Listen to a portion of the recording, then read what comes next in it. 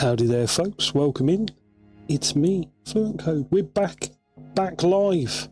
New year, new me. OBS completely fucked up. You know, obviously, perfectly legitimate that it would choose to you know, you haven't been live in a while. Here's an opportunity for everything that you were streaming to fuck up. So that's good, obviously.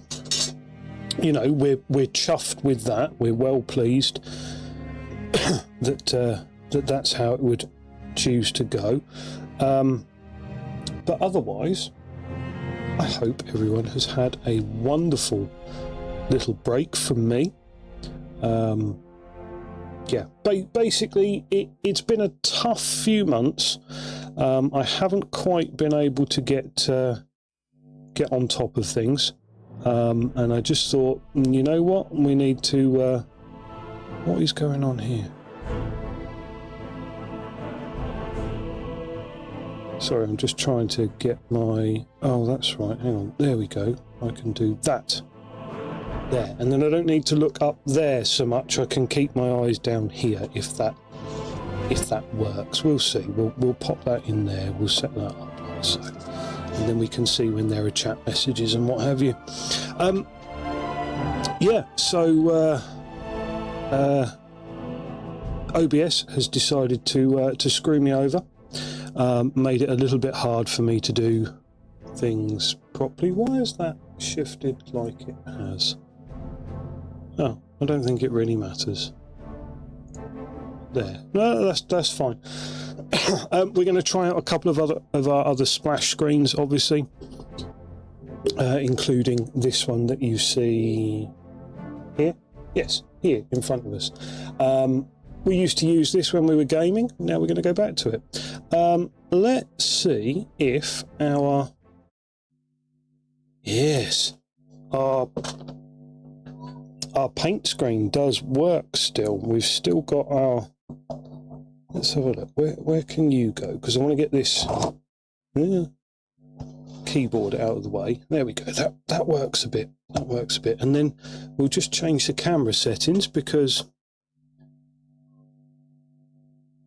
Good Lord, I don't know what we're actually doing here.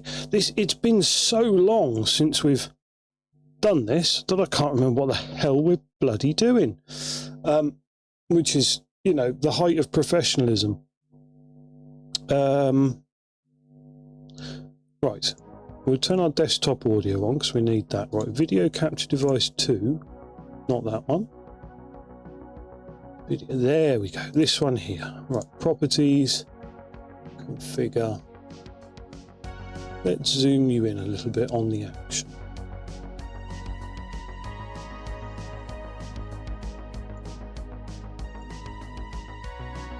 There, that's better. Look, this is like the old days were. So, what have I been doing since I've been off? Well, I'll tell you what I've been doing.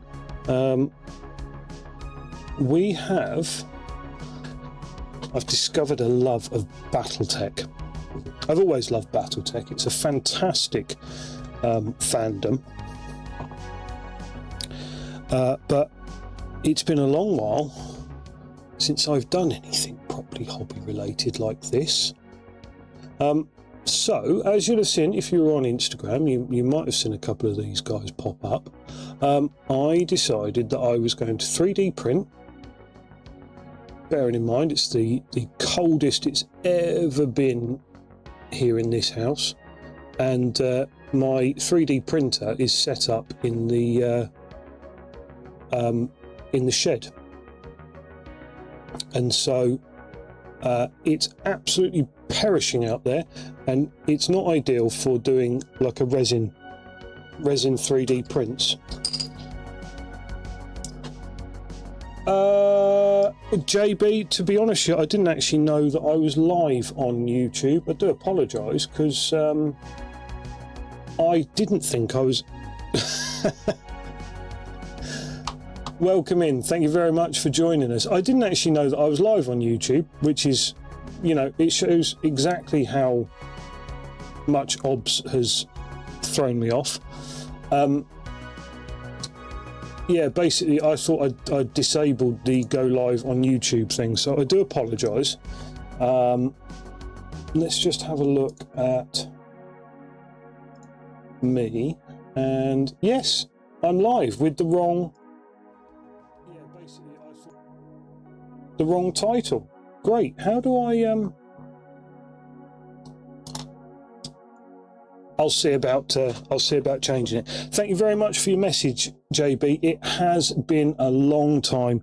Myself and the family are all incredibly well. We've had a really relaxing Christmas and New Year, and so it was just very, very nice to just kind of chill and fall back on things a little bit, not have quite such a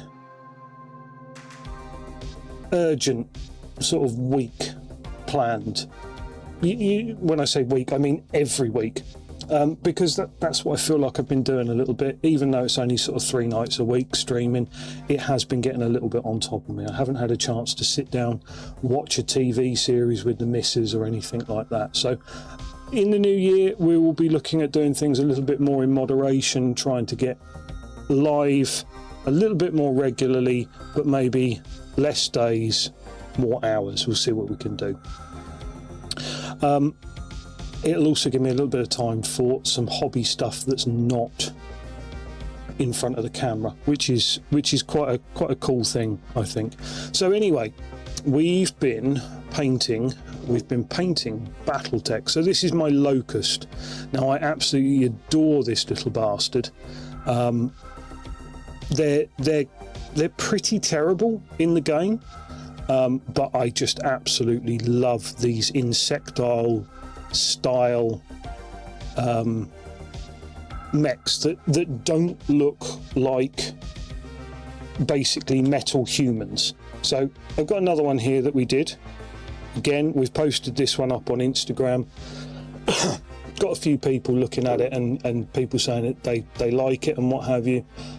This is a Vindicator, again another absolutely classic mech, but I'm not as much of a fan of the big metal man style mechs. I quite like the insect type ones, the ones which are a bit weird. I don't mind the ones which sort of cross over the boundary, where they're sort of a little bit of both.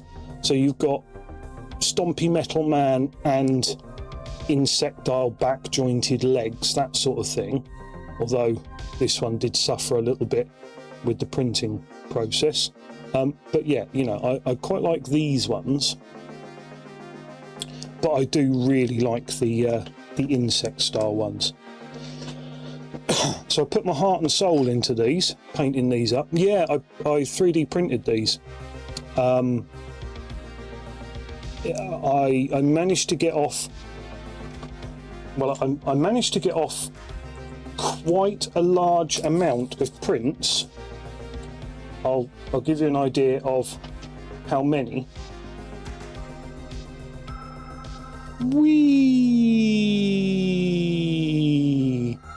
So yeah, I got quite a lot of 3D prints off. These are not FDM prints, they're resin prints. And the printer is in the shed and there's no heating in the shed. So there have been a few failures and there've been a few messy prints, which is understandable because it has been super cold and resin doesn't like the cold. But otherwise, we're looking at a pretty great selection of figures that we've got here to work with, vehicles and what have you. And I will admit it's an Anycubic Photon Mono 4K. It's quite an old one now. I bought it probably 4 years ago, maybe even more. And I haven't done a huge amount with it. I did a fair bit when I first got it. I was printing stuff off for Warhammer and stuff like that, and I had a really good time actually. Mostly printing really old stuff, but yeah, I sort of shelved it for a while, and then I decided that the other week that I was gonna actually get out and start working on it again. So yeah, we've printed off some really nice little figures, little vehicles and what have you, because I would like to do a mixed force. Howdy there, Shiny Mew. Hope things are well. Welcome in. Thank you very much for joining us. And then yes, I did sit there and magnetize everything that I could think of got magnetized.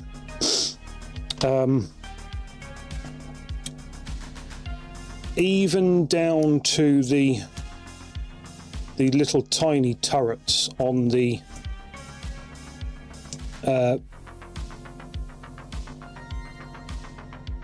like troop transports and what have you. So we've got a selection of vehicles here that I've honestly, I really like vehicles. It's sometimes even more so than big stompy mechs, and doing things like this. So I don't know if you can see that, very tiny there.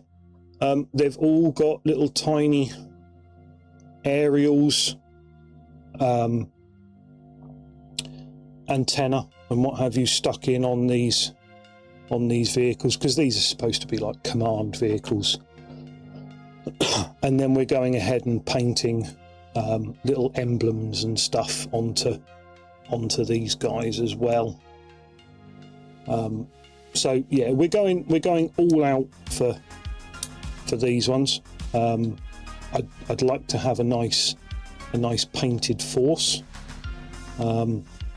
and so yeah, I'm having great fun with these, to be fair. It's a real nice break from painting something like Warhammer. I'm just going to move this camera ever so slightly. Yeah, that works a bit better. Experimenting with different paint techniques as well. So we're doing quite a lot of washing to get these looking right for the scale, and I've invested in some paint pens as well, to make drawing these little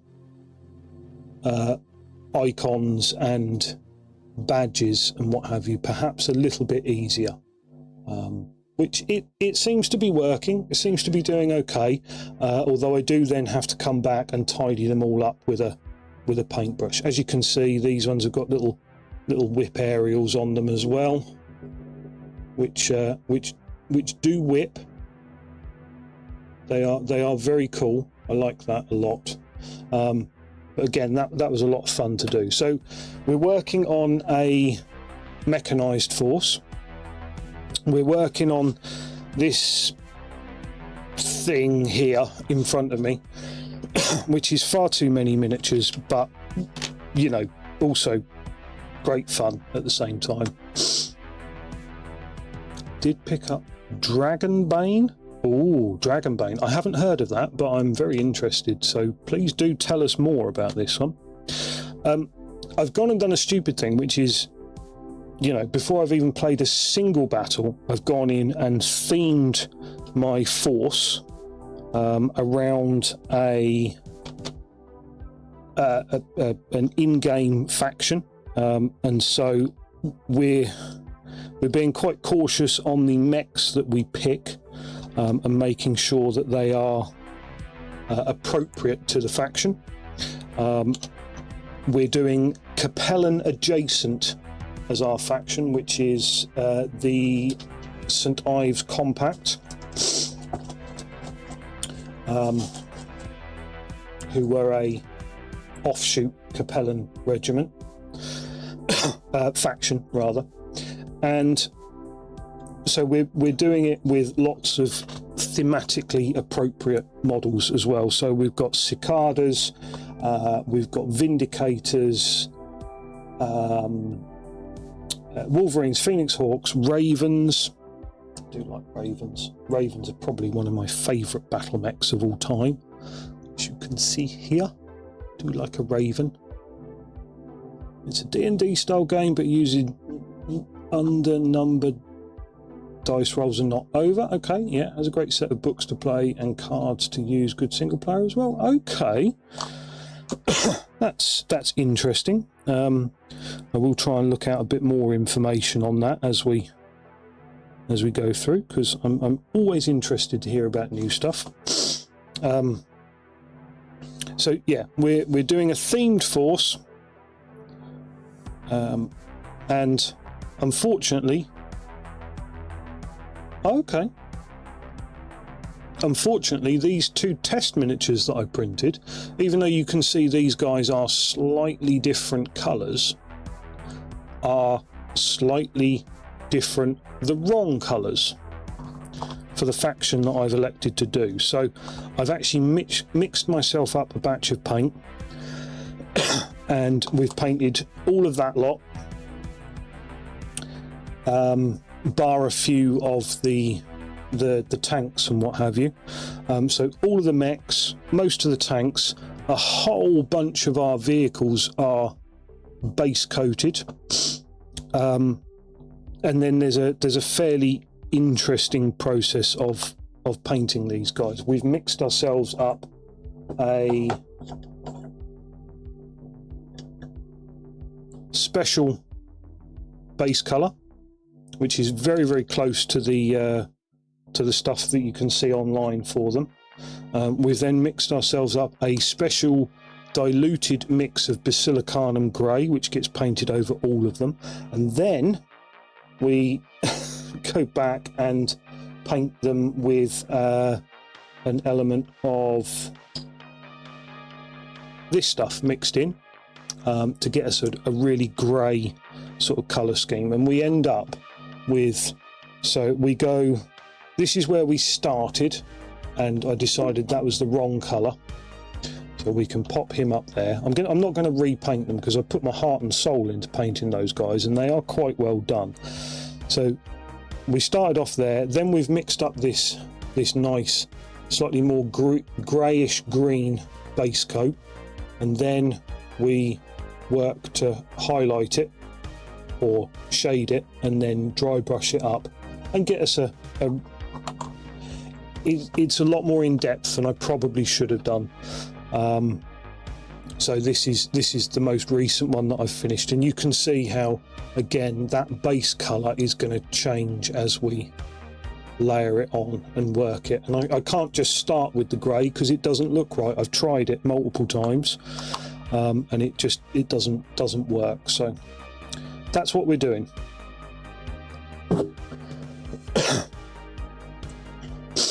So BattleTech is a real fandom of mine. I absolutely adore it.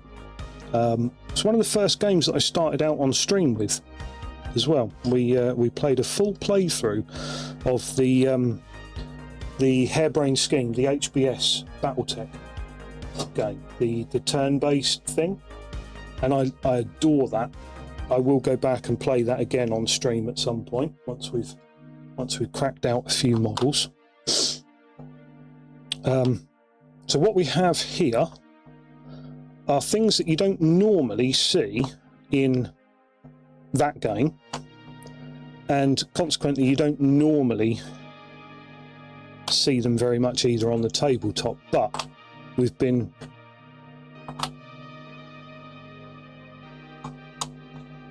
we have the luxury of 3D printing, so we don't need to stick to the stuff that's nice and easily available. These are a couple of things that I love as well. These little guys, they're basically like Humvees. As you'll notice, we're doing a wheeled mechanized company, and it's technically an infantry company, so a mechanized infantry company, but I haven't got any infantry models yet, so that's good. Again, like I say, I'm magnetized everything.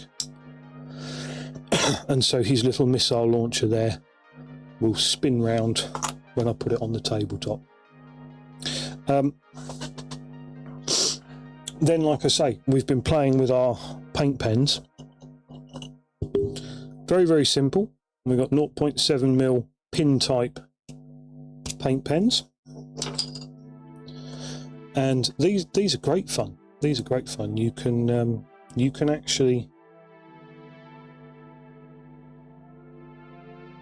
get this down pretty teeny tiny writing. As you can see, this is my experiment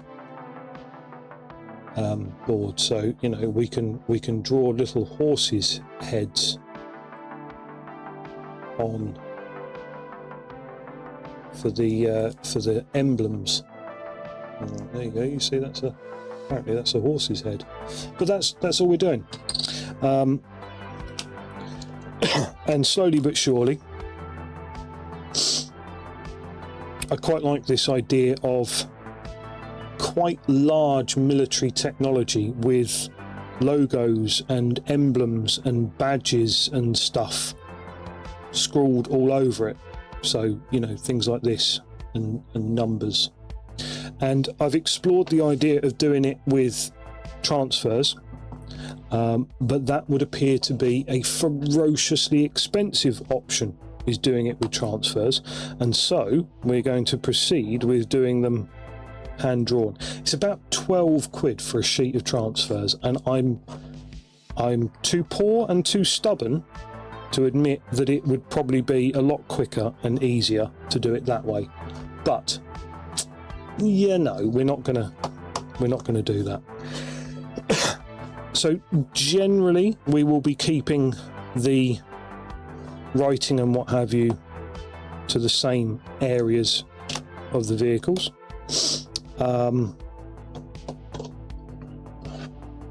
We have our trusty old palette,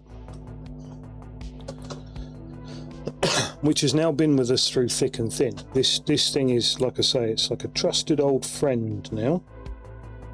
We're kind of learning how it works while we go. I still don't think I've got it quite right.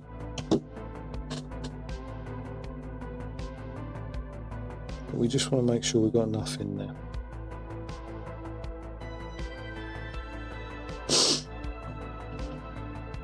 All good. Right. And so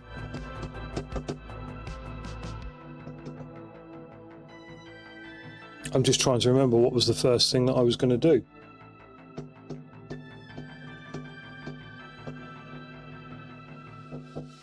Hello. I'd love it to. Thank you. Thank you. Right, the first thing that we were going to do, because, you know, this is very boring at the moment, we're going to pop our paint palette to one side, because I don't actually need that just yet. What I do need is to find out where the hell I put my not null oil, the other one. You know, the other one.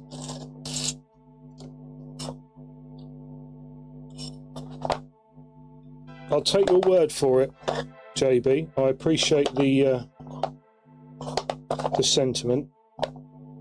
God damn it. I'm looking for Agrax.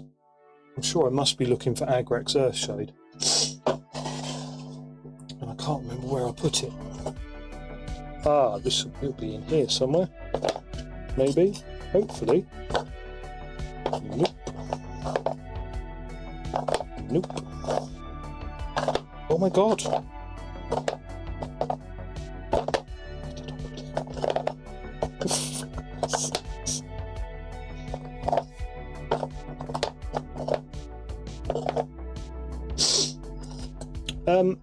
Ever so slightly embarrassing. I can't find where the goddamn Agrax Earthshade has got to.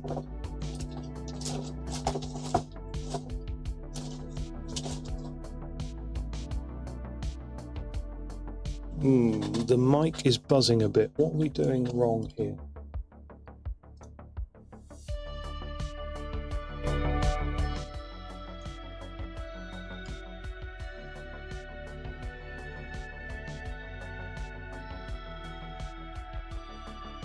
Wait, I think...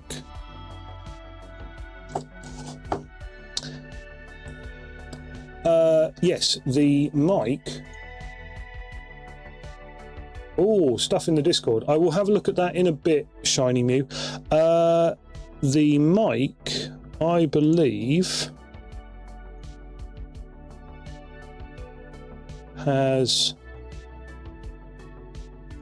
No, it has got all of my settings on it.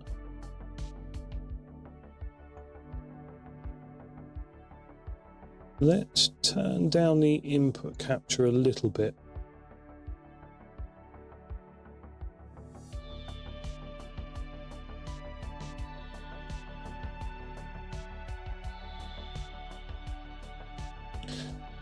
I'm not sure why the mic is picking up like the most minuscule of sounds at the moment, which it shouldn't really be doing. Where the hell did I put Agrax Earthshade? I can't believe I've lost this.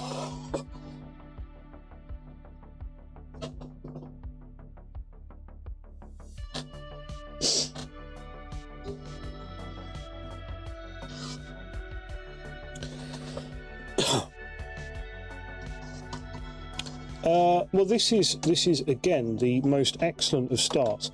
The hobby space has kind of filled up while I've been off because I've been doing other things.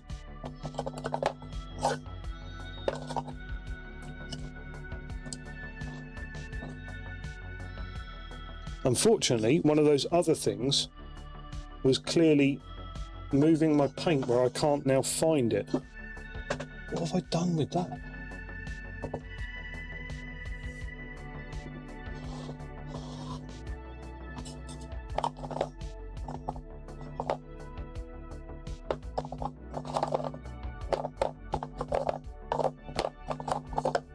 Oh well, we don't need no professionalism, and although quite frankly I could do with a little bit of it just about now.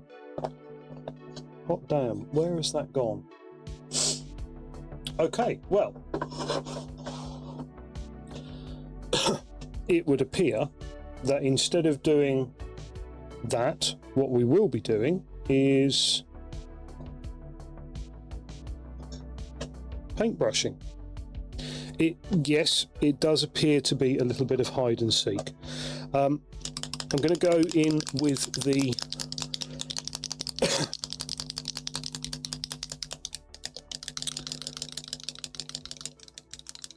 what am I going to go in with? I'm going to go in with the Mechanicus Standard Grey.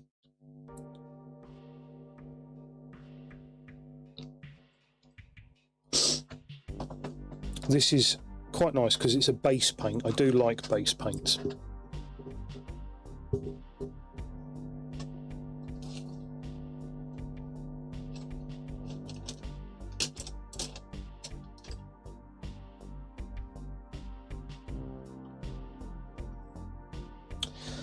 And then we're simply going to tidy up everything that we've done to this little tank. Now, I'm going to pop the turret to one side.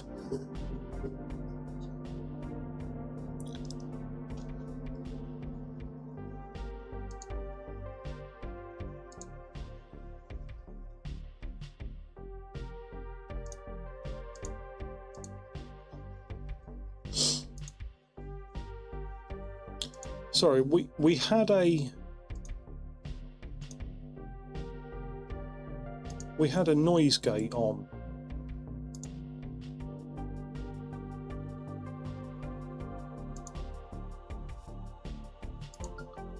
And I can't find where I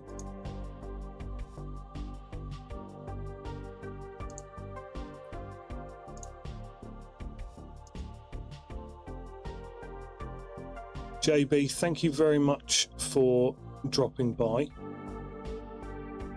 I'm gonna set this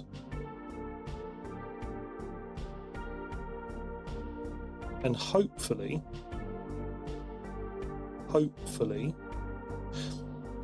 it might be cutting off the very first part of everything that I say, in which case I will have to tune the noise gate slightly, but I did have one on here previously, and it doesn't appear to be working still, so OBS has obviously decided that that's something it doesn't want to let run for me as it originally was. So I'm going to have to reset that one up, and hopefully we can work it out, because I can see that it's picking up on even the faintest background noise.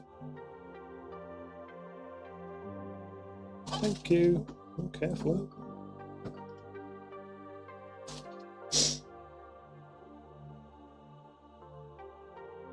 So we're just going to get started. Look, finally get started with some tiny detail painting.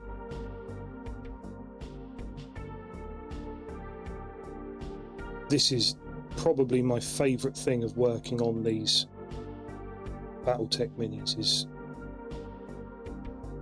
there's a huge world of miniatures out there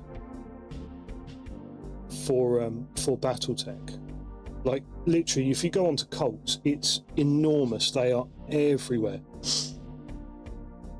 and they're just so nice. Absolutely gorgeous miniatures. Even if you have to 3D print them yourself, these are absolutely stunning minis, and I really like that, you know, this sort of scale, this tiny little 6mm scale is just a bit of me. The amount of detail that people get into these miniatures is just staggering, and so I'm then left going, oh, I really want to paint that and do it justice, and I'm like, I'm not sure if I'm entirely good enough to do it justice, but I have been having some quite good feedback on. Everyone is saying, yeah, you know, they are pretty good. So I'm going to carry on, and what I'm going to do is I'm going to move these over here, where I'm not going to crush them with my massive farmer hands while I'm trying to paint these tiny little details, because we've got some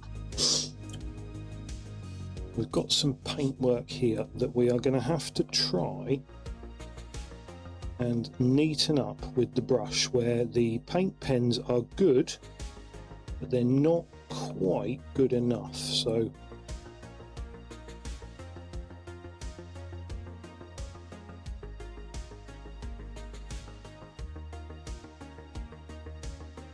what I've been doing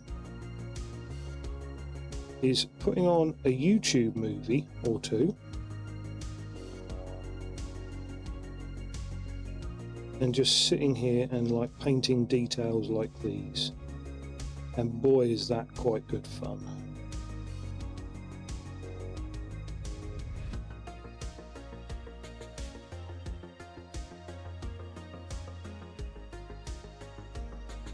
And I will have to go back and do some touch-ups to this white, but that's the beauty of painting in little details like these, is that you just go backwards and forwards,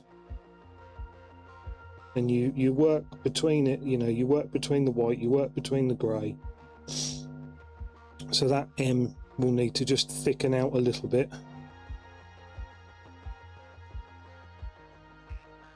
The eye here is doing okay, but we need to get some space in between it and the S,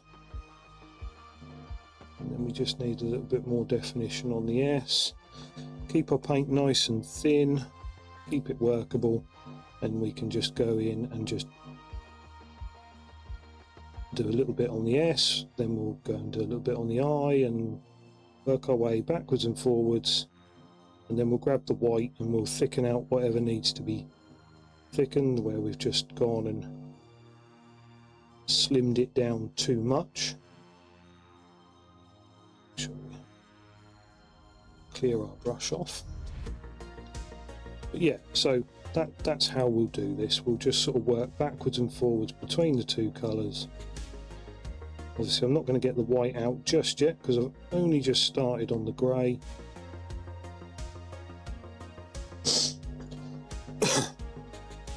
Obviously I am trying to avoid it looking a bit too sans serif, or Comic Sans rather, but at this scale you just manage to get it. Yeah, I just need to neaten up that M.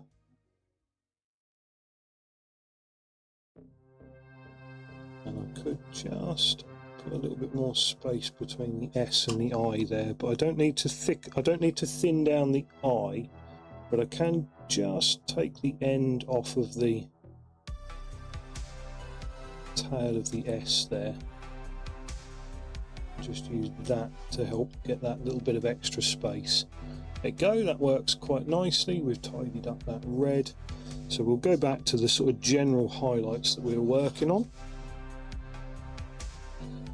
So it's just then a case of making sure that all the panel lines are nicely grey rather than this sort of green that we've been left with.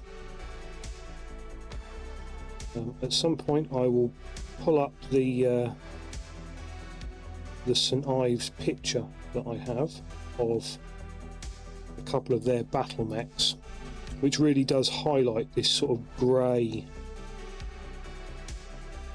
colour that I'm working on. And it shows that the brown that we achieved on the other models just isn't right. And the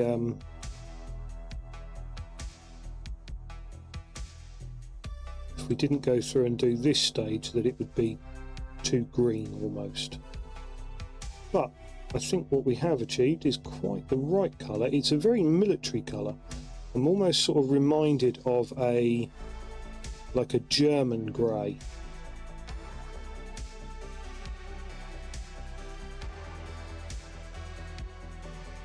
Which is a thing.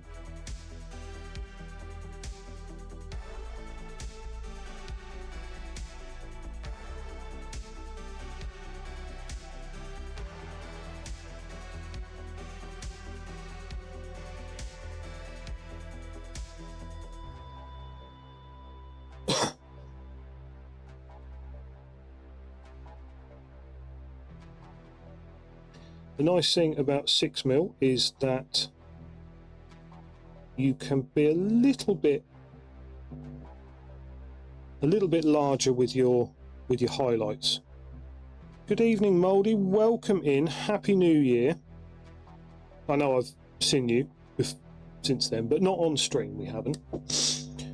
So welcome back to the stream. Thank you very much for joining us. All is good here. I'll look forward to seeing you again on Sunday with our fresh new level 3s. Mouldy is part of a D&D campaign that I am currently playing in. A particularly grim and gruesome and gothic style D&D campaign. So we all have, of course, appropriately grim and gothic characters to play, especially the comedy magician with a cocaine habit. That's not my character, by the way, or Mouldy's, but he does lighten the tone a little bit. yeah, it's a very, very dark campaign that we're currently playing, and we're all extremely pleased to have got through the extra lethal level 1 and level 2 stages, and find our home in level 3, where we will hopefully not die to even CR0 monsters. Because, quite frankly, it's felt like we've scraped by to get to this point. I think with the lethality of low-level D&D, that's becoming more and more of a thing. You know, people feel very, very lucky to actually make it through levels 1 and 2. I know I certainly do. And I've recently been playing some Adventurers League, and because with Adventurers League characters are not so much disposable as they are they're not disposable, but they are sort of throwaway, if that makes sense. Because you're not in a campaign, you can pick up and play a character 1 week, put him aside, not play him for 3 weeks, and then come back to him.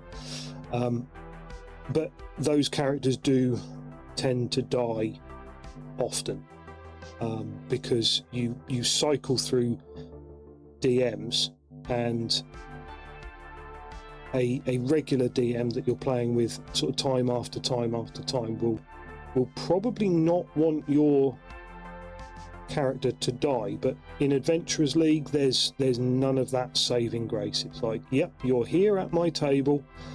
I will be fair, but if it's your time to die, I'm not going to pull any punches. And it's like, okay, that's a different experience, but a good one. Good.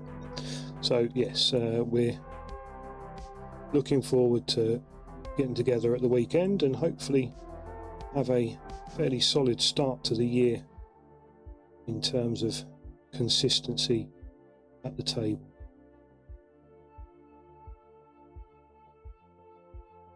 Right, here we go. So, as with the previous models that I've posted up, my aim with these is we'll get a nice good base coat on everything with the grey, and then so all these wheels and what have you, they will be mostly covered up by the weathering powder that we use to simulate the dirt that they're on. We've got quite a nice mix of weathering powders, and we go with a sort of desert style base on all of these minis, just to keep it fairly simple, but also to keep it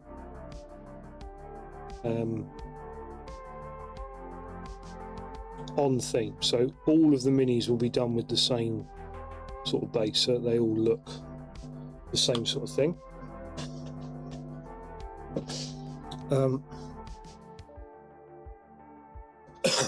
And this is something that I well, in fact, this is something that I 3D printed and then built up from there as a photography base. I'm quite pleased with this one, actually. So, oh no, my desk. We can get these vehicles on here, and then it makes for a very nice way of photographing them. And I've even worked up a bit of a backdrop to go along here. So as you can see, that's I'm very much in love with tufts at the moment.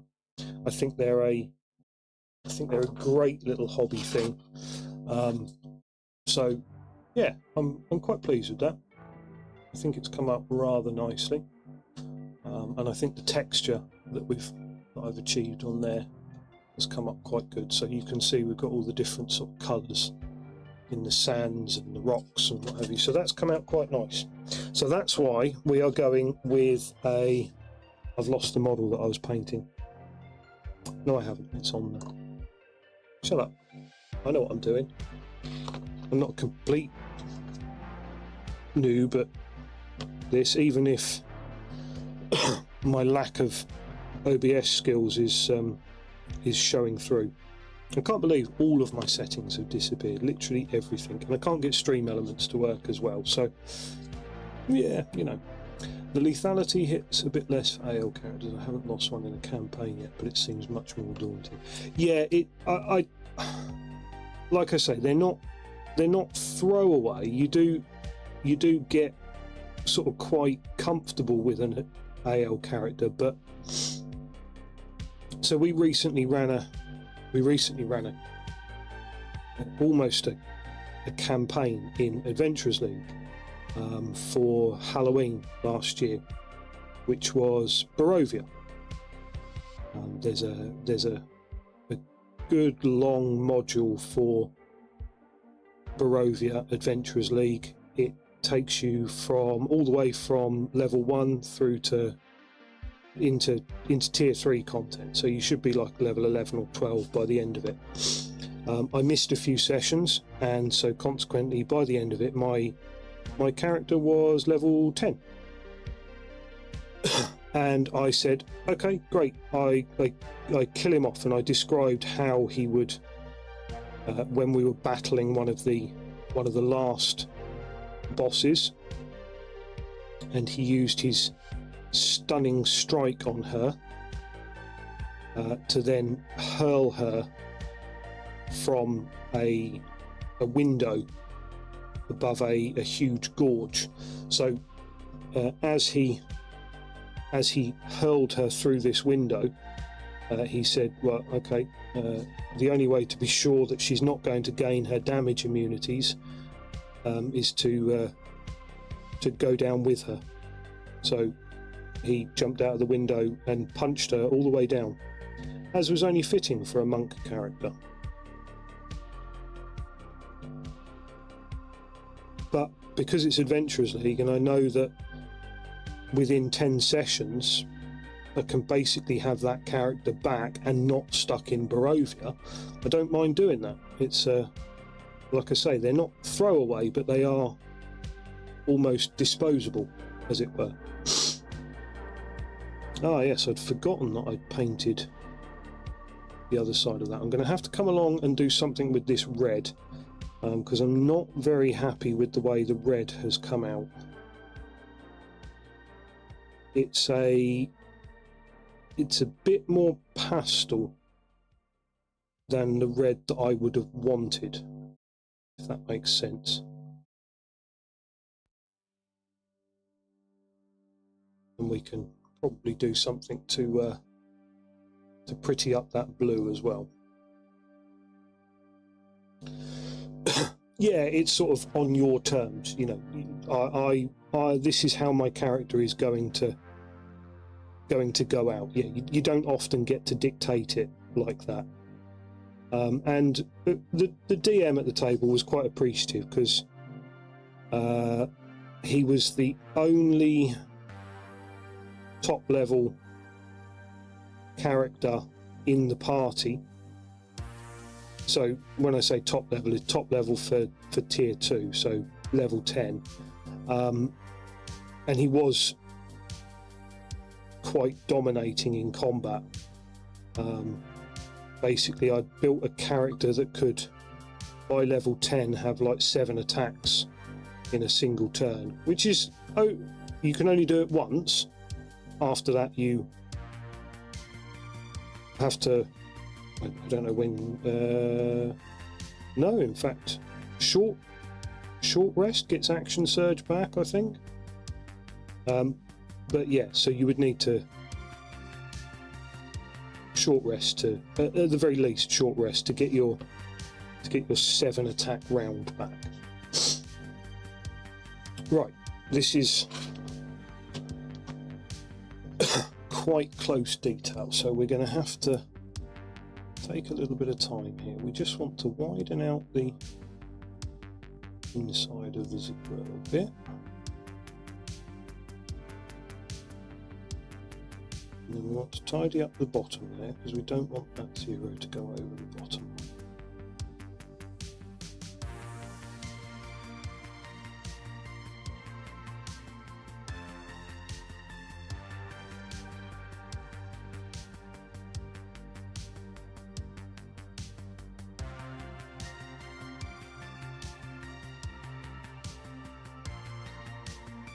Just tidy up this number 1.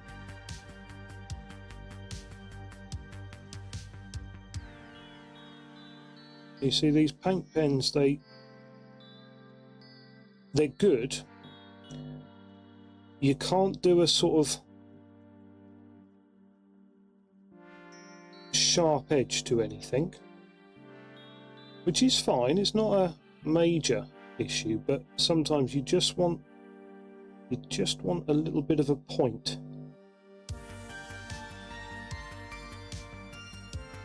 to everything, or to something, and you can't achieve it with the paint pens. They won't allow it. So just neatening up that 01 on the back there, that makes that look a little bit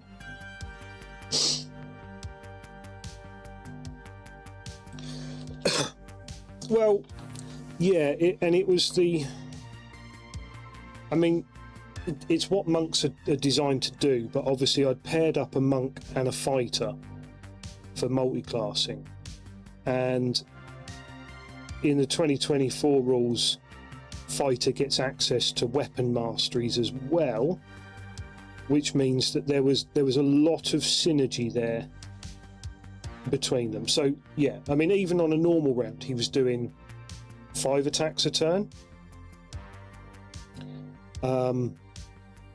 And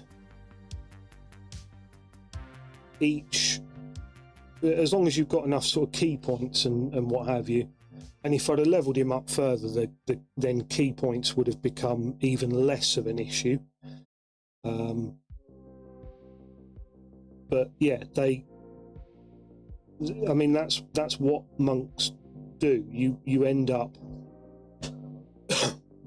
lots and lots of little damage. That's how it goes. So you just end up attack after attack after attack. So yeah, you know, I didn't really feel the need to continue on with that character.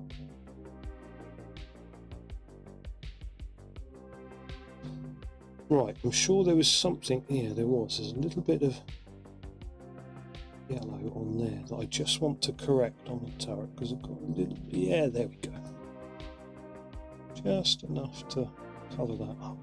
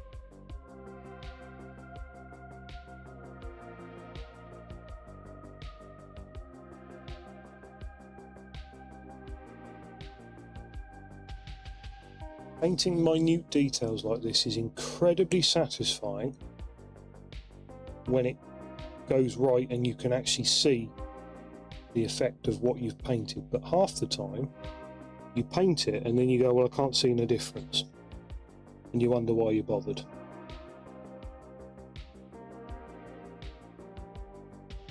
But I'm quite happy with how they're coming out. I think they're the right colour for the faction that I want to do. So I am overall very, very pleased with these guys. And luckily, the cafe where we go to play our D&D, it's a board game cafe, and the owner is a big fan of BattleTech. It's what solidified the idea of getting some models and playing, was the idea that he'd figure out somewhere for us to play, but also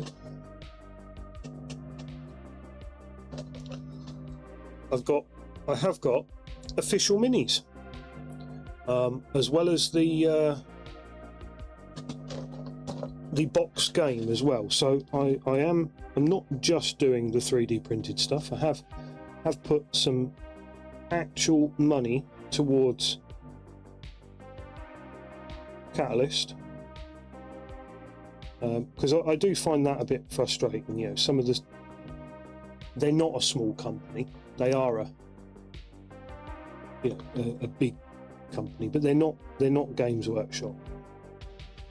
And so I do like to see companies like that supported where you can find the model that you want from them, or even better, from a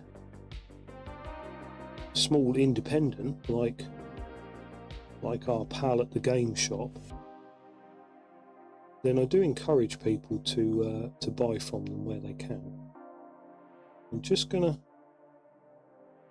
touch in my whip aerials here. These,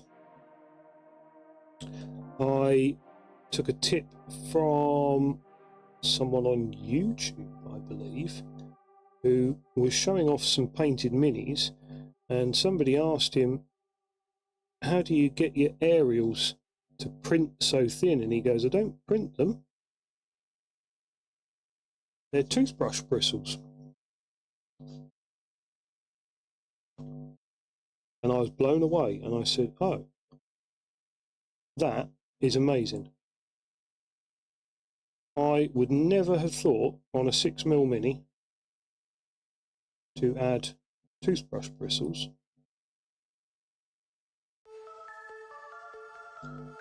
Oh, we've got a bit of something on the back. Don't know what it is, but it's stopping the paint adhering properly. So yeah, I just thought that was a really neat touch. Toothbrush bristles as the little whip aerials.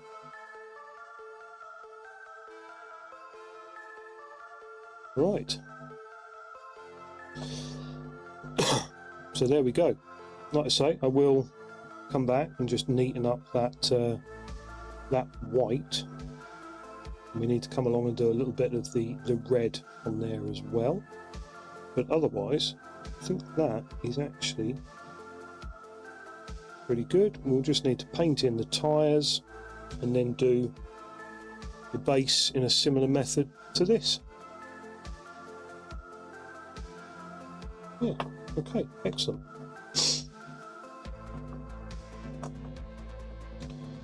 Right, we've got an advert break coming up. So please do bear with me. I'm going to pop you on to a slightly longer break. And in that time, I am going to find my Agrax Earthshade, because it can't have actually gone. So I'll be back in a moment.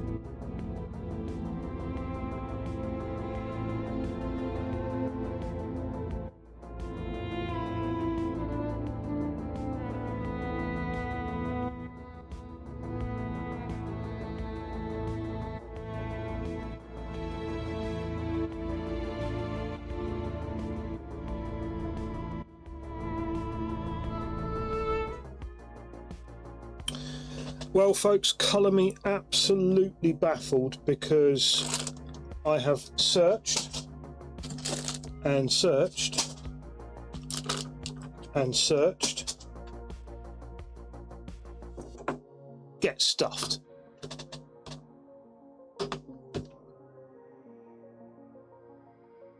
Found it. Yep, that's right. Found it. God damn it. Where? So my display plinth is apparently the perfect disguise for a pot of miniature paint.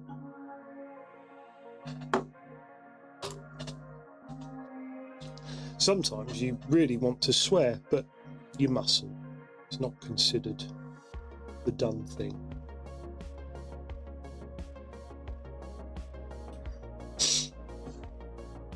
I'll tell you what is nice about 3D printing. 3D printing minis at this scale is that when you get a failure, when you get a print failure, it's actually very easy to make a nice diorama. See, I'm very, very pleased with that as well. I'll drill a few of my thingy aerials into it and add a few bits of stuff on here, and then stain it as if there was lots of fire and what have you, and that will make a nice objective marker. Don't even know where I got the base from, to be honest with you. Oh yes, I do. It's from a very, very cheap AliExpress miniature. So yeah, even that is, oh, that base is shocking. Well, it'll certainly do good enough for a wrecked mech.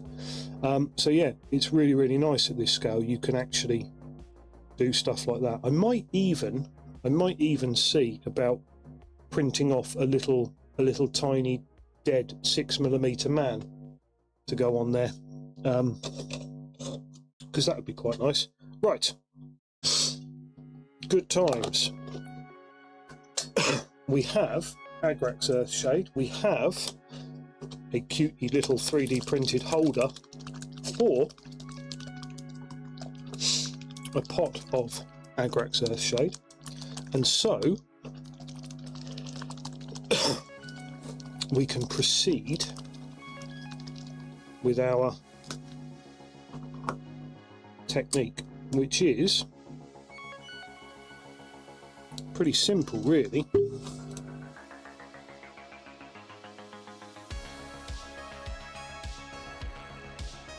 And what I found is that the paint pen, the yellow on the paint pen, is quite a cold, bright yellow, and the shading around all of this detail on the base colours works very well with a little bit of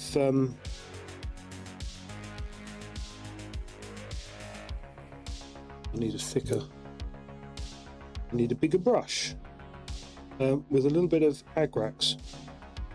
So all the yellow and basically all of the little extra details here will get a nice little dose of Agrax, and they come out looking really, really nice. So not that big a brush, good lord.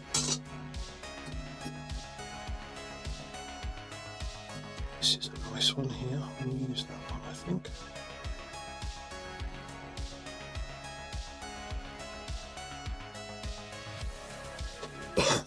And it's very much a case of just mess around with it. Try and keep it off the main panels so that when you come back and neaten it up,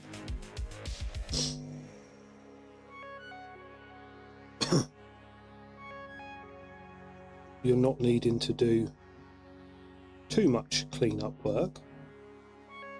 But it needs to be enough to put clear definition between the panels.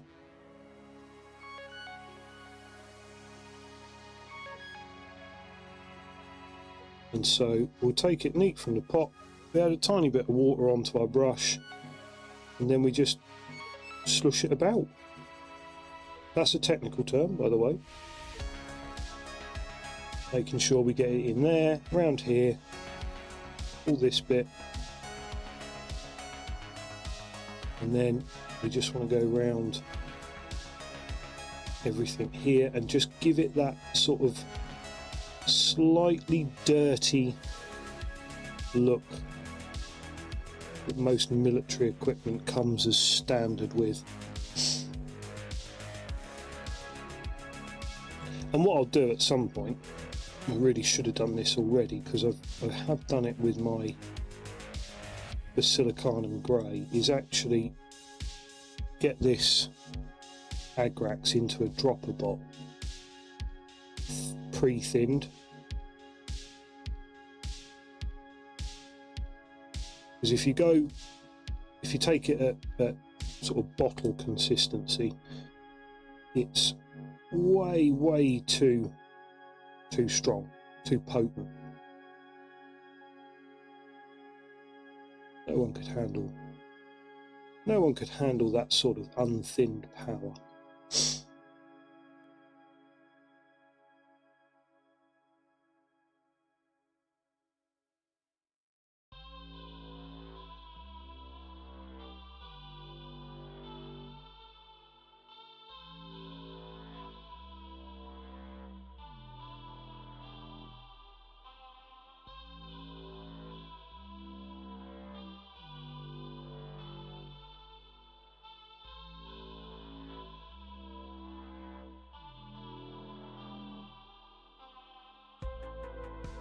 And it just brings out a nice definition on each of the panel lines. It's very similar to going at it with panel liner, and then we'll just come along and tidy that up. Am I doing that off camera again? Yes, I believe I am. You'll have to use the command that tells me to get back on target. Yes, that's right. We have channel point things that you can use.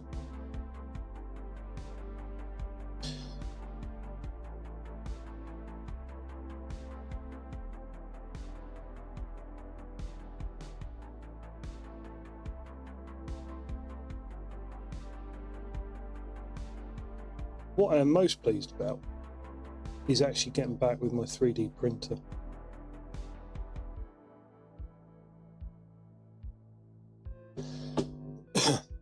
Although that's now going to be quite difficult for the rest of the winter, because it's got properly cold here in the last few days.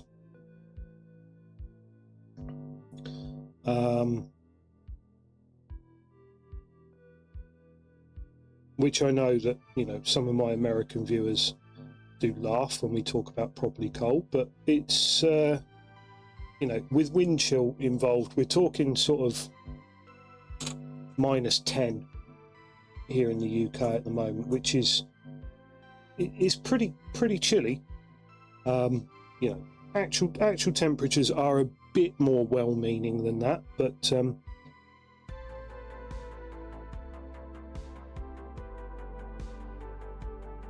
it's pretty chilly. Oh, come on.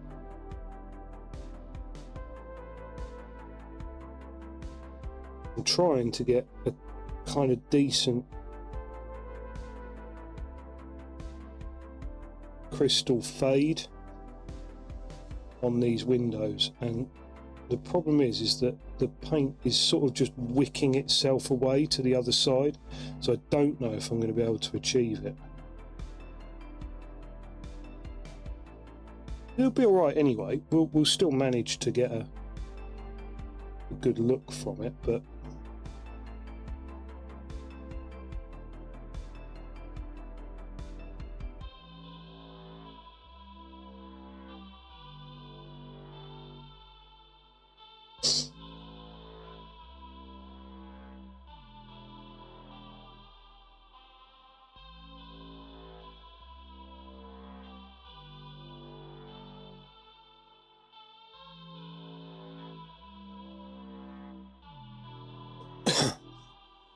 But yeah, no, I was. It's quite nice to actually have some weather, because I might have mentioned it actually. I was speaking to a farmer the other week, and he said, "Yeah, we haven't actually had a season now for about 4-5 years, getting on for 5 years." I said, "What the hell do you mean?" I said, "You know, we have winter, we have summer," and he said, "We haven't really." So at the moment here in the UK, we have weather. Weather happens, but the seasons don't. We haven't had a proper winter in years. We haven't had a proper summer in years. The last time we had a proper summer was probably COVID.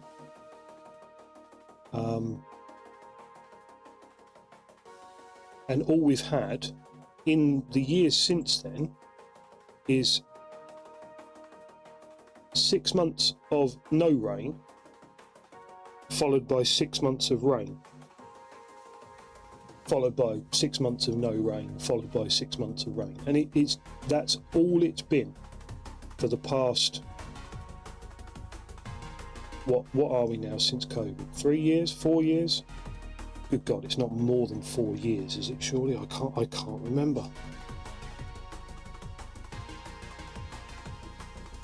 God, it isn't all. It was COVID-19, wasn't it? So it was 2020 when it really hit us. And it's now 2026. Oh my God, what the hell is going on with the world that 6 years can just drift by in a haze of crap and wow. Sorry, getting a bit deep there for a Friday evening. I didn't intend that when I said, "Hey, I'm going to get back in front of the camera. I'm going to go in and give everyone a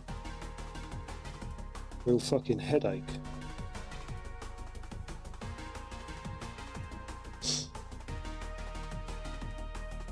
I really like these little Humvees. They are fantastic little models. They're just going to be like a Scout. I don't really know, considering I haven't had a game of Battletech yet. I don't really know what role they will fulfill. I'm assuming there must be some format for scouting, because there appears to be a shit ton of scouting type vehicles that you can take, so little hovercrafts and things like that.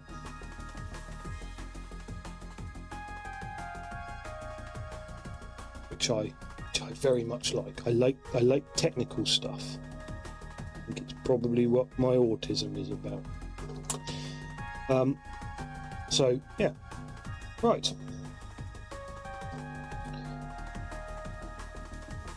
Another little one done, ready for the. So I'll pop the ones that are done to one side. Good. Let's do this big boy. I really like this big boy. This is it's called a Morningstar. Now, technically, it's not quite era appropriate. I think this one came in. So, for those of you not familiar, I'm sure plenty of you are. If you want to tune into Battletech minis, you probably like Battletech. Battletech often works in the game in eras. So you have Succession Wars, late Succession Wars, etc., moving all the way through to the Clan Invasion, and then various stages after that. Your forces are often picked based upon what era you're in. So for example, if a mech wasn't built until 3060 and you're doing a Clan Invasion 3050, you can't have the mech that was built in 3060, basically.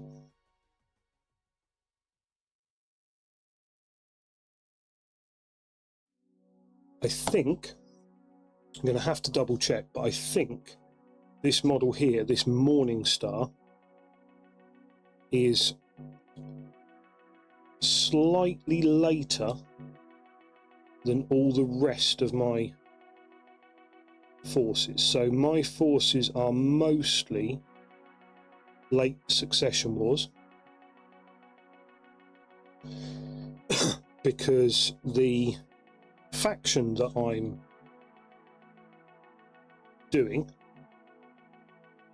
basically disappeared after the Succession Wars. It was absorbed back into one of the main factions.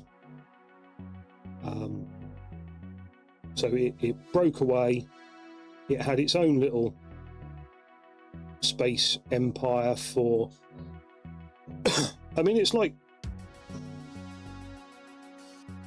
40 years, and then it was reabsorbed back into the faction that it broke away from.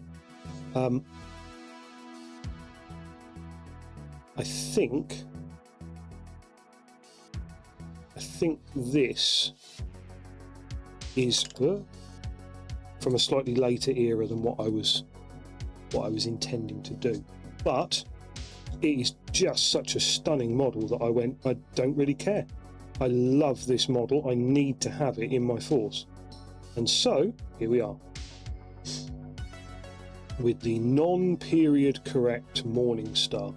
Now it's supposed to be generally accompanied by a little fleet of hovercraft, and I thought that's really silly, because why would you accompany this wheeled vehicle with a little fleet of hovercraft? So this can go, well, generally hovercraft can go anywhere this can go, but this can't necessarily go where the hovercrafts can go or something.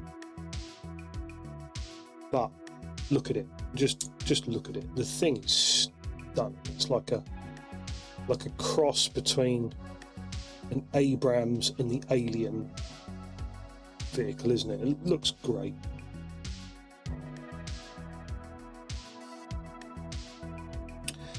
Like a lot of the vehicle files that I'm using, I was given this by sent this by a friend, the STLs for this, but this is a Sir Mortimer Bombito.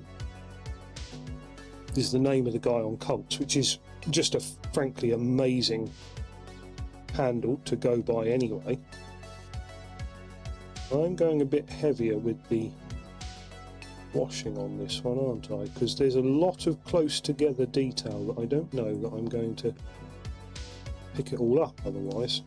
I just have to hope that my highlighting game is on point when I come to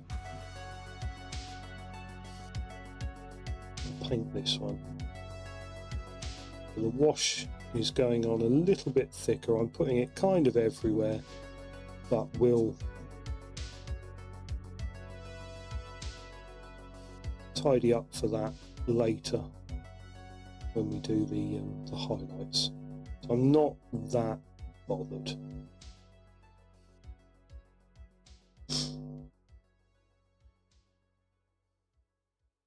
Oh god, yeah, maybe I should be. I've ballsed that one up. I've gone too heavy there. Silly, silly me.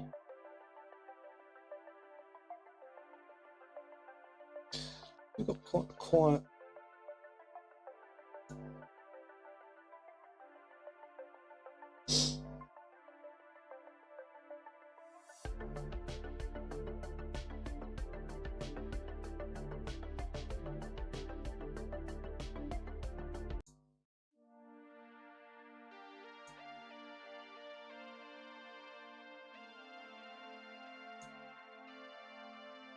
There we go. Sorry about that, folks. Just messing about with the YouTube backing tunes.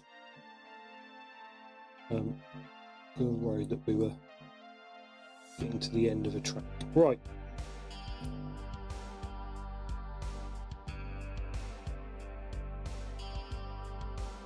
I am definitely going a bit too thick and heavy with this, and I'm going to, I'm probably just making my own life harder for when it comes to doing my highlight stage.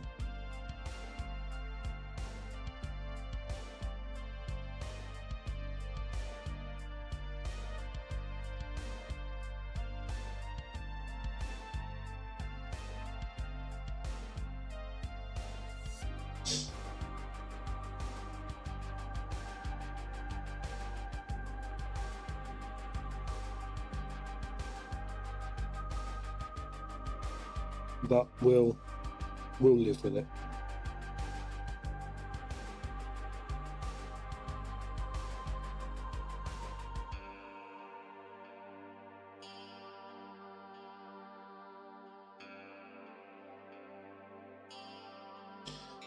I'll probably turret back on. That is a killer looking turret as well, isn't it?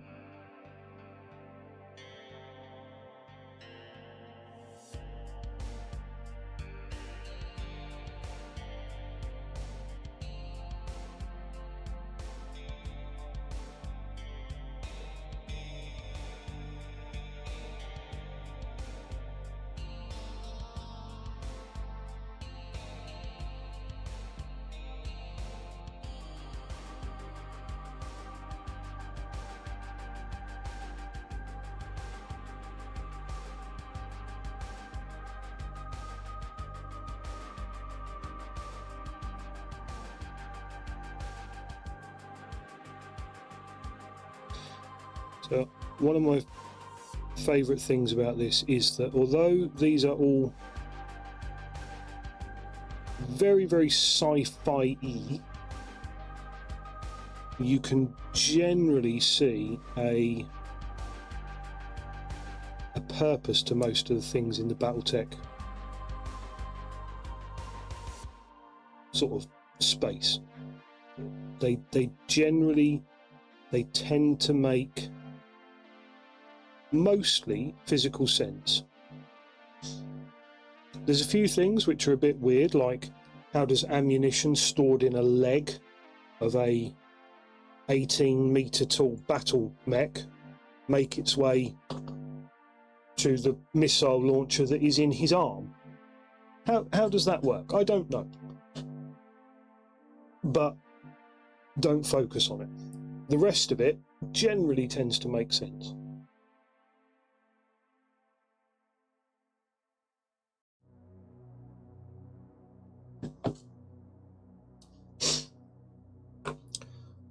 And if you absolutely must have a reason, I tend to suspect that there are elves inside the mech who are responsible for moving stuff from one place to the other.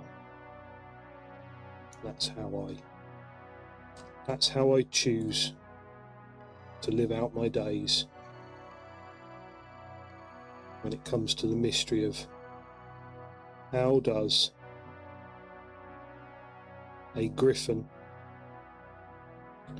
that stores its LRM ammunition in a leg get that ammunition up to its shoulder mounted missile rocket launcher, missile launcher.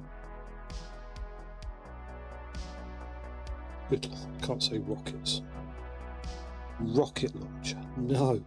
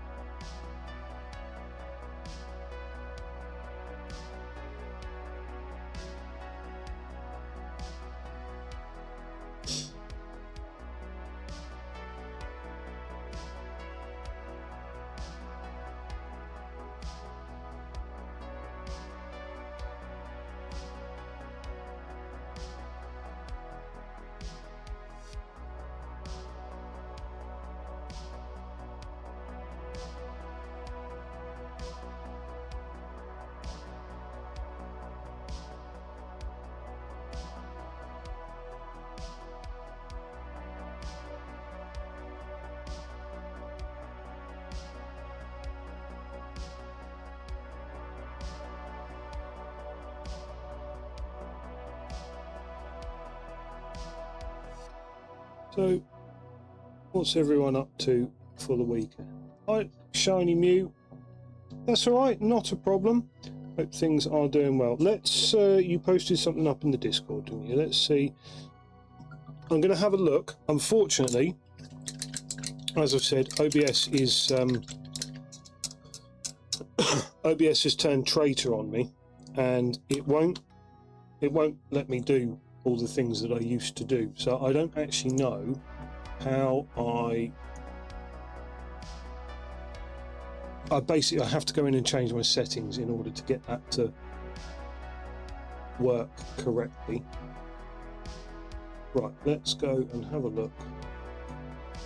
Yes, that's it. That's the one. Oh, nice. Your best of 2025. Oh, that's good. Very nice.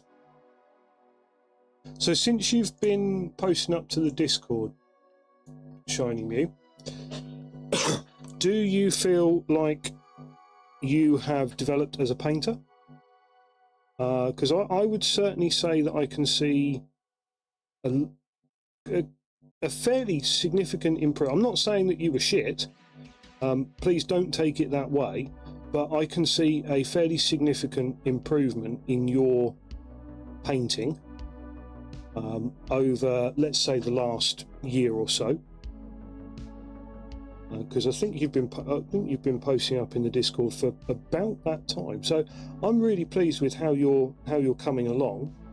I'm not suggesting that I'm having any influence on that, but it is really nice to see you progressing as a painter. So well done. And I hope you're enjoying yourself with it, because painting is something that, you know, a lot of people stress about and think, you know, oh, I'm not good enough here and there and that and what have you. But it shouldn't be that way. It should be a thing that you do to relax, and if you get better on your own terms. And you know, it's you that that will always be your own biggest critic. So I'm really glad that you think that you've improved, because I definitely do. I think you've come along. Yeah, absolutely. I've neglected painting over the last. Let's have a look. When was the last time that I was actually significantly painting models? It's going back too long to actually really define. But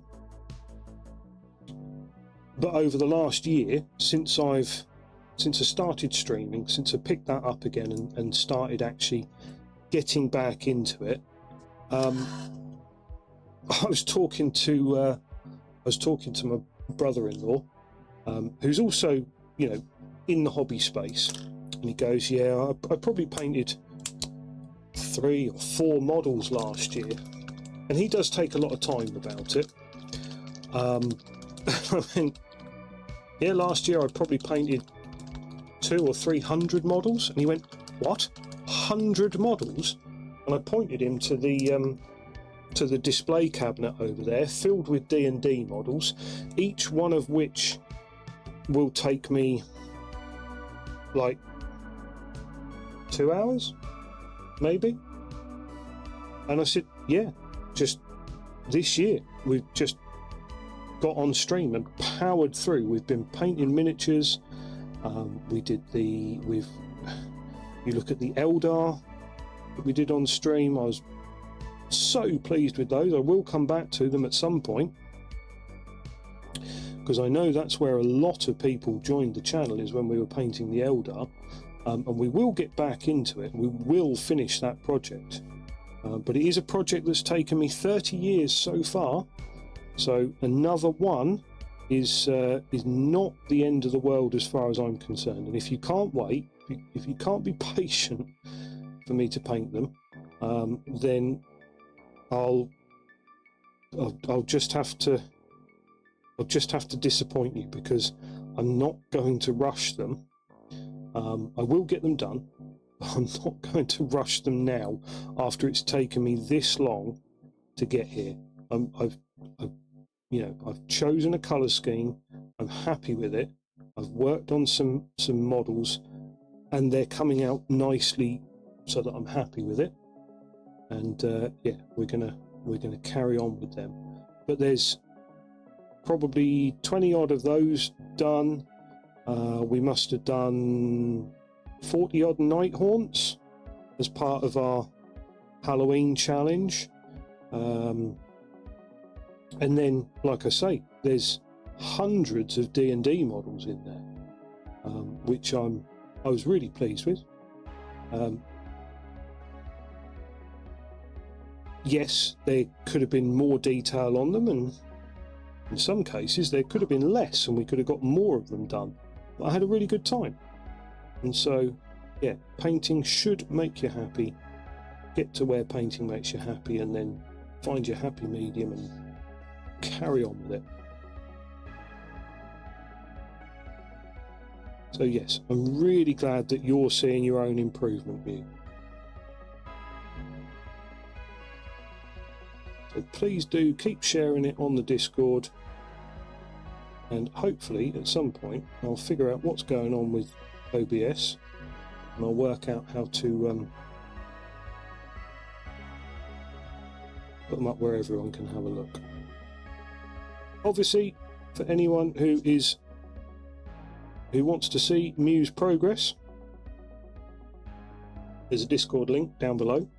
Please do feel free to pop in onto the Discord, have a look at the models. We've got Warhammer models, we've got a Warhammer category, we've got an other models category, because, you know, for all the things that aren't Warhammer, which will slowly probably become a larger channel for us than the Warhammer. But you know, we'll get there eventually with that. Yeah, feel free to pop in, say hi, and feel free to share your models as well.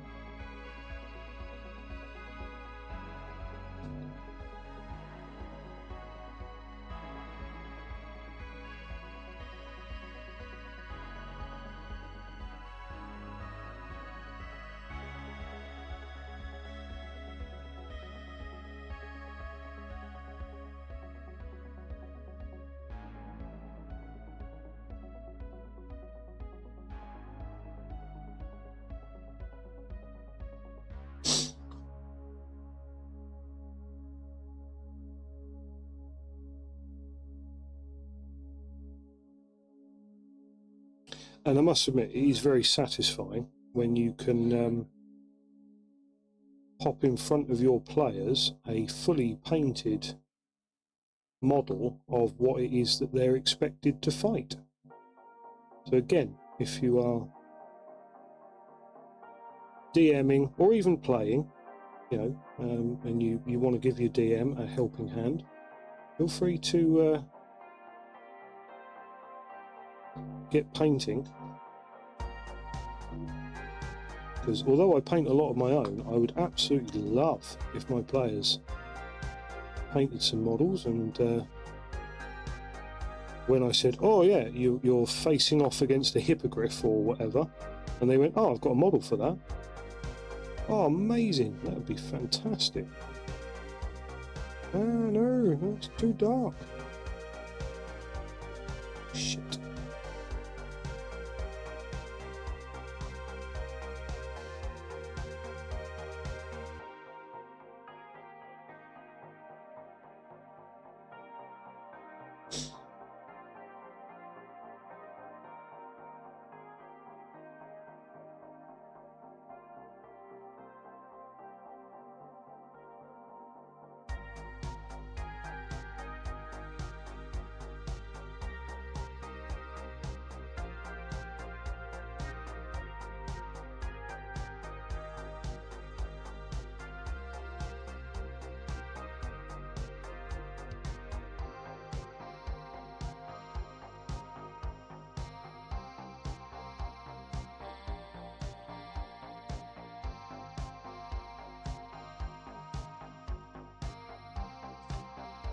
Right.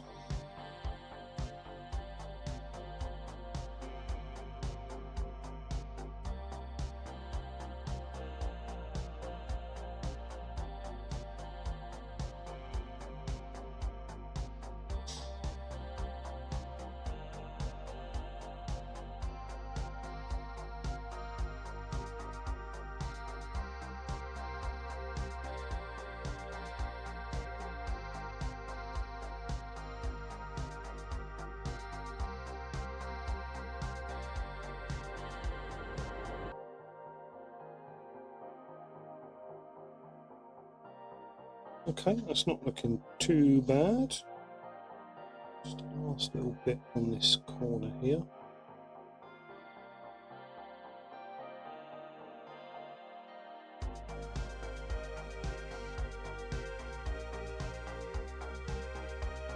See, this is one of the issues with the 3D prints as well. Because it's so cold, what I'm suffering from, so when you put the 3D prints on the build plate, I tend to angle them up at like 45 degrees. And what that means is instead of a whole plate of vertical, which for smaller models like this, you probably could do them vertical, but you angle them at 45 degrees. And it's much less likely that it's going to suction off of the FEP, the plastic, the thin plastic plate that your resin printer built against. And what I'm finding is that the rear of the model tends to be a bit deformed, tends to be a bit sketch, so you can see that there's deformation here. It's kind of, I think they describe it as like elephant's foot, but this is more of a case of it's quite hard to see on some of these models, but others it's a lot easier to see. I'm just trying to think of one where I can show you what. Yeah, so this is a fairly good example. These tanks here. I'm not the most experienced with 3D printing. I do need to go and change that water out in a minute as well. So these were positioned again 45 degrees on the build plate, and I suffer here where. So that should have been a basically flat across here, and the same on the back end of this missile launcher. But because of what I think it's probably something to do with the cold resin. It is very cold in the shed at the moment. It's not massively surprising that we're struggling a bit. Obviously, if anybody knows the exact reason why this is happening, then feel free to tell me. If it's just simply something to do with my settings or something like that, then I'd be amazed if somebody could turn around to me and go, oh, by the way, you just need to lower your lift speed by 2.1 seconds, and then you'll fix that. And I don't know, I'll maybe just marry them, or, you know, because that's something that's been bugging me for a long time. I've often, even during the warmer weather when we were, and in fact even when we were printing inside,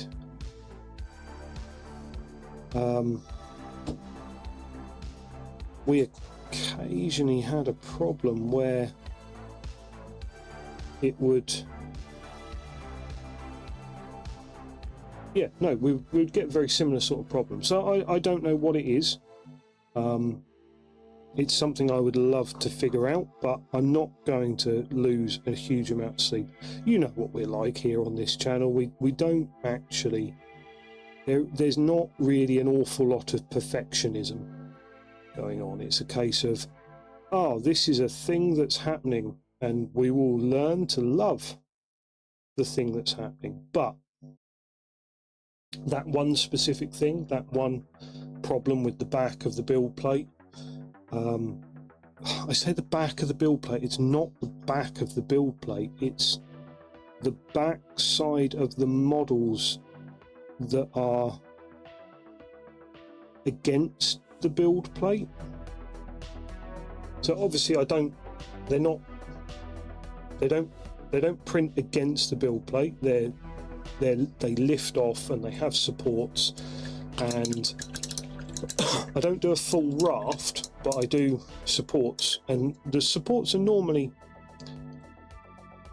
done fairly high density, and they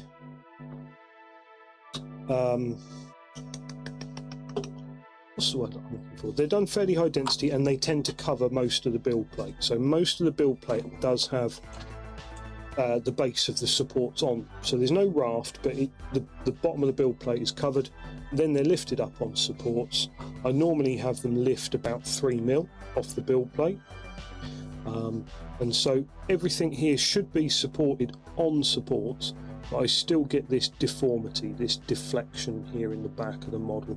And I don't know what it is. I've toyed with the settings. I've tried to look it up online, but I'm not getting any real information as to what's going on with it. And so we'll just progress with how we are. A lot of my mechs, the mechs are the worst one, because obviously on a vehicle they're tiny, they're small, they're low down, you can't really see it because the back of a vehicle is a very small thing, whereas the back of a mech, as you can see, for one thing, I was being too dense with supports when I did this, and the supports were too big. So I was using a medium-sized support. All I do is I run it through auto support. I then detect islands on it. Once I've detected islands, I support the islands, and then I go through. And now what I tend to do is I tend to do everything on light supports, and then I will strategically place some medium supports where I know that the larger areas angle towards the back plate, so 45 degrees angled towards the back plate, and I'll come in, I'll support the backs of the feet, I'll support these bits here, the hips, and any large weapon protrusions. But as you can see, so the front side of the model, loads of detail, nice and crisp, really, really good. Back of the model looks like shit. Yeah, what can you do? Some of them are alright, some of them come out better than others.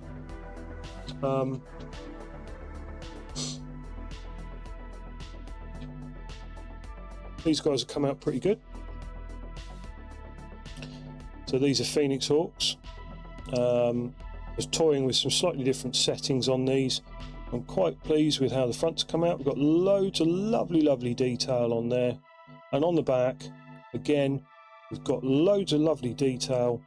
There's just a slight element of they look a bit puffy. I think. I'm convinced there is a slight element of puffiness to the backs of the models, but maybe I've cured it and I don't realise it, and that these are actually quite good 3D prints now. I don't know. God, I love the Phoenix Hawk. The Phoenix Hawk is probably, I say this a lot, it's probably one of my favourites. I say one of my favourites. Well, one of my favourites is not actually a hugest accolade, because I've got fucking loads of one of my favourites. I would suggest that my favourite mech is the Raven. I love me a Raven. Look at this, with his toothbrush antenna. Look at that. So I love a Raven. I think Ravens are really, really cool. These ones look a bit wobbly because, again, we suffered a bit on the print, but the Raven is my favourite mech. My next favourite mech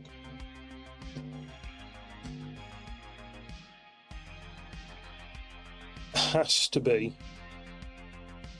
the Marauder. I love a Marauder. Marauders are fantastic. This print actually came out really well as well. Look, you can see a little bit of that ballooning that I was talking about, that little sort of clubby deformity kind of thing going on here. But mostly it's come out all right. The legs and the feet are mostly okay. And the joy with Battletech Minis is that you can play with baked beans if you really want to. So the fact that your Mini is ever so slightly deformed, nobody's really going to care. And most of it, because of the small scale, you can cover it up with paint. So Raven, Marauder. I like the Phoenix Hawk.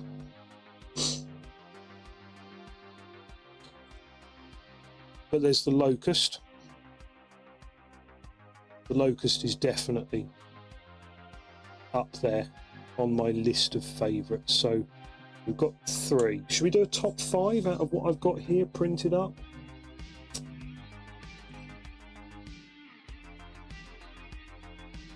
The venerable Catapult. I love me a Catapult. As you can see, remember what I said, that I like the non-humanoid type mechs the best. So Catapult, love me a Catapult. And then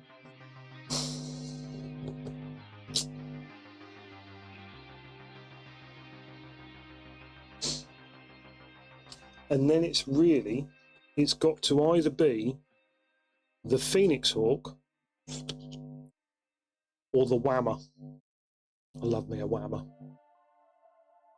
This is an older Whammer model. This is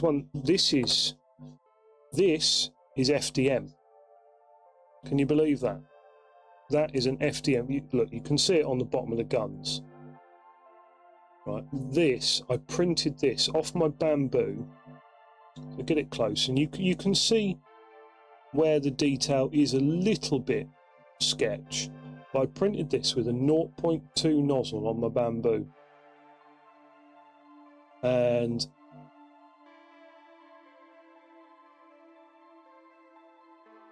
I was really impressed by that. That is very, very good for an FDM printer. I also did a Catapult, and again, that is very, very impressive for an FDM printer, especially the fact that it's managed to print these doors and make them really quite solid as well. So, you know, again, really, really impressed by the quality of that bamboo printer that I bought. Yeah, a couple of little bits of fuzziness on the back there, you can see, but overall quite an impressive bit of kit, and not far off the right scale as well. You know, they're in a slightly different pose. It's pretty good. So yeah, and then I did do an MWO style Locust, scaled appropriately. So as you can see, he's a very teeny tiny dude, because Catalyst, this is a correct to scale Catalyst Locust. Obviously this is a 3D print, but the scale is correct. But you can see that that's a light mech that's, he's had his Weetabix for a light mech. Whereas this other one, I actually printed that to scale, and I was very, very pleased with how that came out. So as I say, Phoenix Hawk and Whammer. I think it's probably going to be the Phoenix Hawk, to be honest with you. That's probably my top 5 there. So Locust, Raven, Phoenix Hawk, Catapult, Marauder.